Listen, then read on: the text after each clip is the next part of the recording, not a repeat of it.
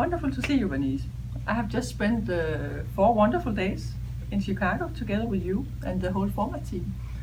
And please tell, why did you work with format at all?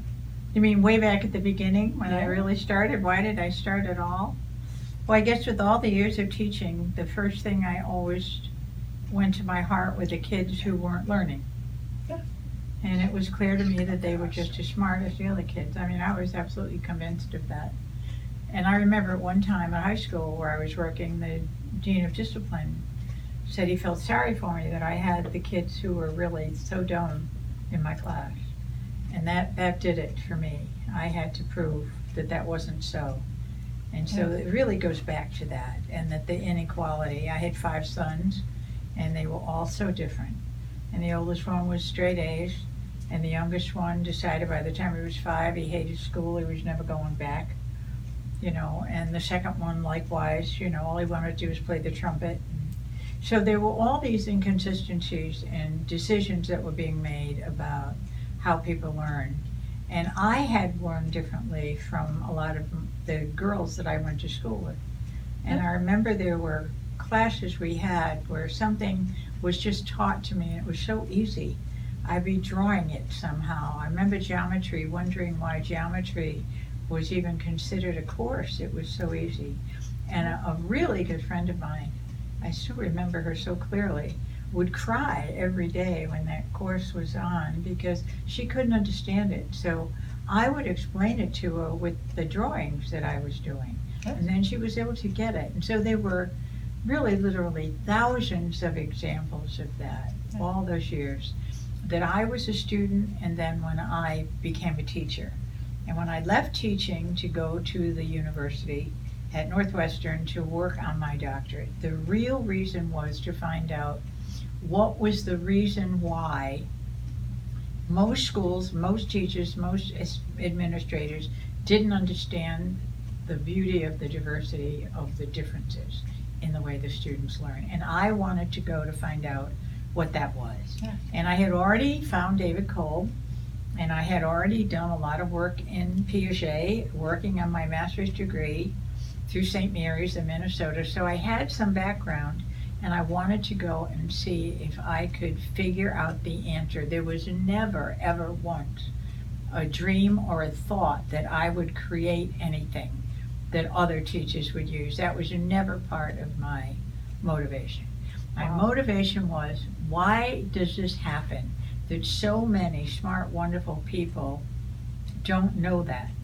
And these kids would drop out of school, Hannah, and they would be on the street in Chicago, for example, the numbers of kids on the street, and if you were to interview them and talk to them, they would say to you, oh, it wasn't the school's fault, Dr. McCarthy. No. We just weren't the kind of smart that schools need for us to be there. And that was clearly not true. So if there was anything in the world, it would have been that. And then I was lucky enough during the doctorate to have as my committee chair. When you go to Northwestern and you apply for a doctorate, you have to have people be on your committee. Yes. And they have to interview you, talk to you, and it's really important who you can get and how they would be willing to work with you. And so there were some people who would go to Northwestern, as I did, and would never be able to quite to gather their committees together. So that was a key part of it. Yes. And I was lucky enough to get a marvelous Dr. Bill Hazard, who became the chairman of my committee. And here's the coincidence of it. He was teaching a course to a bunch of other people, as well, of course, as the ones I was in. And in his course was a young man who was working for McDonald's Hamburgers. Yes. And McDonald's Hamburgers he was in charge of grant money that McDonald's would filter through to schools through him, and he would find schools that needed help. And he happened to be in Dr. Hazard's class. And Dr. Hazard thought I was doing great work, and he said to me, Bernice, I think you should apply to McDonald's and get a grant.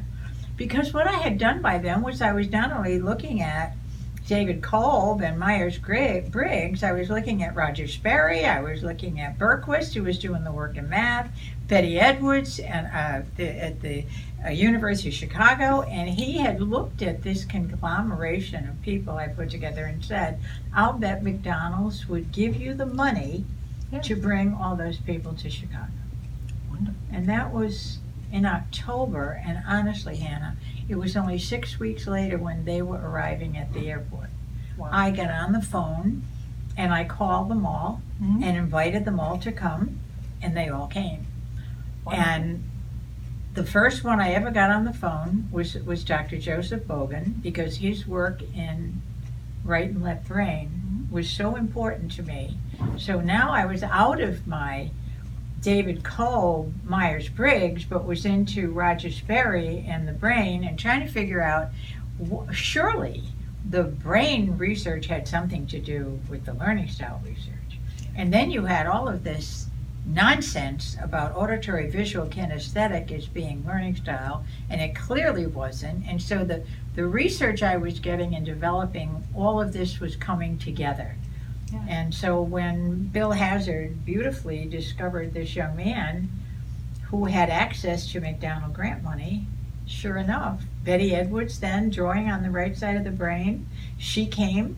6 weeks later, Jerry Levy from the University of Chicago came. Bill Berkowitz came from IBM, their math training department. Yeah.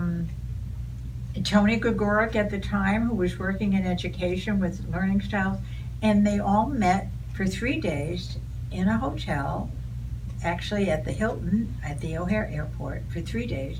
I had no agenda because I couldn't imagine how these wonderful, esteemed people that I would ever have the gall to create an agenda for them.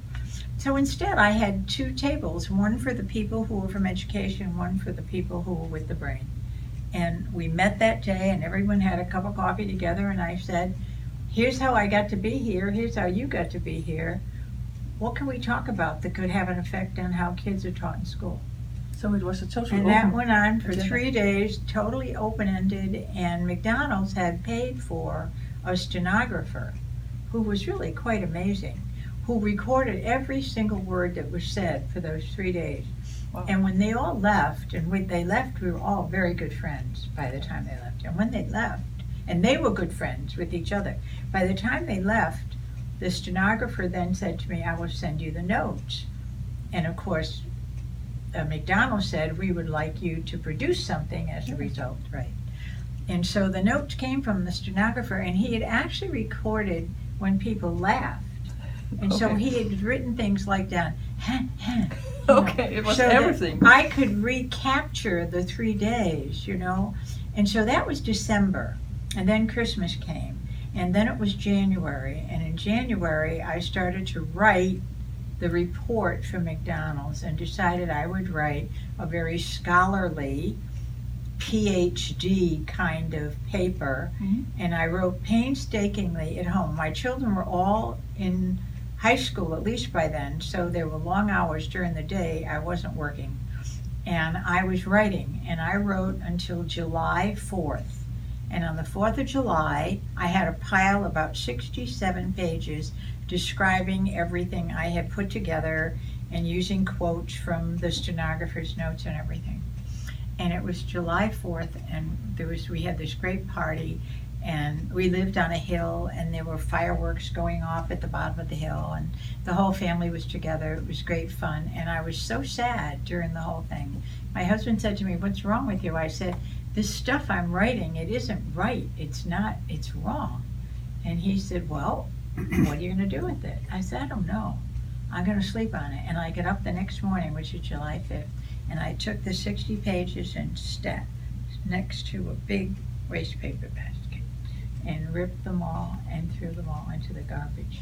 Okay. And I took a piece of paper and turned it sideways instead of this way. Yes. And began writing the graphic that went with the words. That as I began to write the words, they were sort of coming out like poetry.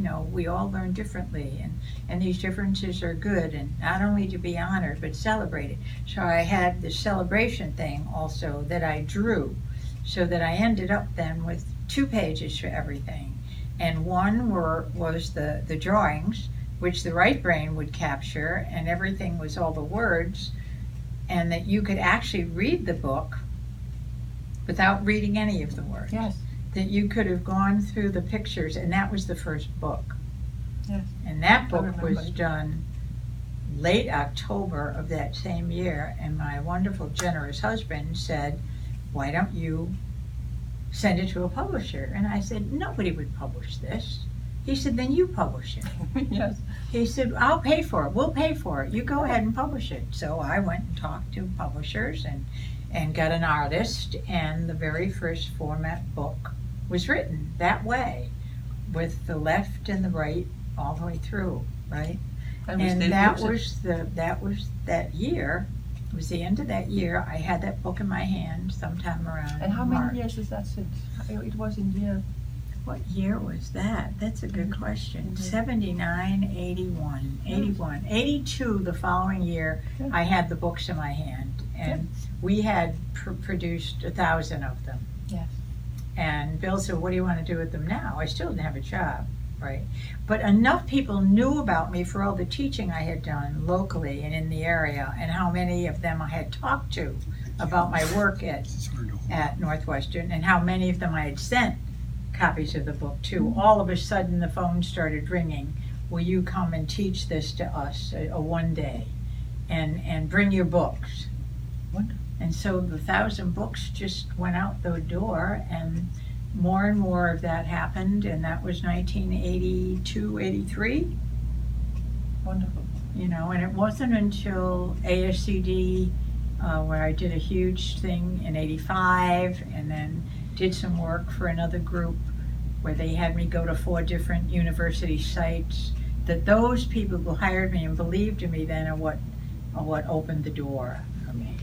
And that was back then, right? And I didn't get involved with, I was always K-12, and my dream was always that every teacher in every school would give every kid an equal chance and would teach around this cycle. And that it wasn't just the learning styles I had worked on at Northwestern, it was the fact that this cycle created them. And so once that was done and over, then it was easy enough to get involved with what were the ramifications for this curricularly. I mean, why would we teach Shakespeare? What was the message and the concept that children in the 21st century needed to know Shakespeare for? And did teachers who were teaching Shakespeare know that? And if they did, what did they expect the kids to do with their knowledge of Shakespeare? And how would that affect their lives? How would their learning transform them? And so the cycle was born. And the assessment part of the cycle didn't come till a few years later, when I realized that you couldn't just go in and teach people how to do this. You had to change the system. The system had to change to see that curriculum wasn't about passing knowledge on. It had to engage, and it had to lead to doability, and it had to lead to transformation. And so that's my story. And then Ulf Kapp approached me from IKEA, and that was the first time ever I thought anyone in the corporate world would be interested. And he came to Chicago. And unbeknownst to me, he appeared one day and said, "I'm here to talk to you, and I'm here from IKEA. We think your work is important." Wonderful. And that went from there to Center for Creative Leadership, and where we are today with Europe and South Africa. Yeah. That's it. That's the story. Wonderful. Wonderful.